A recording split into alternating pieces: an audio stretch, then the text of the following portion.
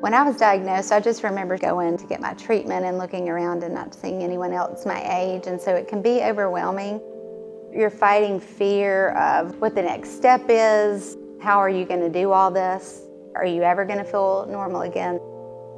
There is a lot of anxiety that comes with a cancer diagnosis. There's an expectation to get back to normal very quickly because you're not going through treatments, you're not having those side effects from chemotherapy. But the reality of it is those side effects are long-term. I was actually diagnosed with PTSD, which was a little bit shocking.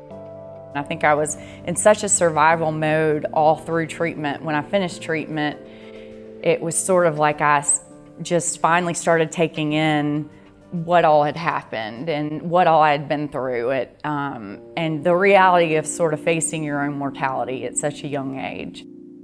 It's a game changer when it's one of your very best friends that goes through it. It was almost as if I were watching my life through her, and this is where I get emotional because I don't think I could fully understand what I went through until I watched her go through it. Being with friends that were diagnosed around the same time that I was, that were young, that have had re-diagnosis, that have had reoccurrences, it hits me to my core. I think that's been the most difficult part of this journey is to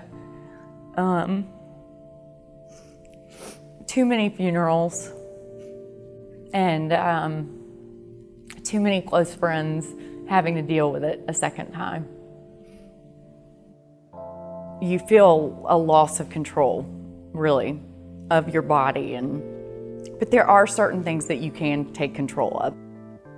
I've always liked to write, so when I was diagnosed, a friend started a Caring Bridge site, which is a blog, but it was a way to keep people informed of my next surgery or whatever, but I also used it to express my thoughts on my faith and that journey.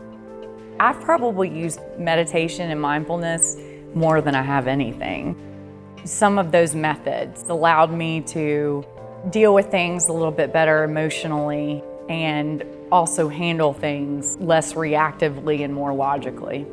Be protective of what you find out in the beginning, because so much of what I found out or what I read or what people told me about maybe their family member or their experience, so much of it didn't happen. My best advice would be just to be patient with yourself and those around you. Those, moments of giggling with your spouse or your children or your friends, enjoy the small moments and enjoy that forever.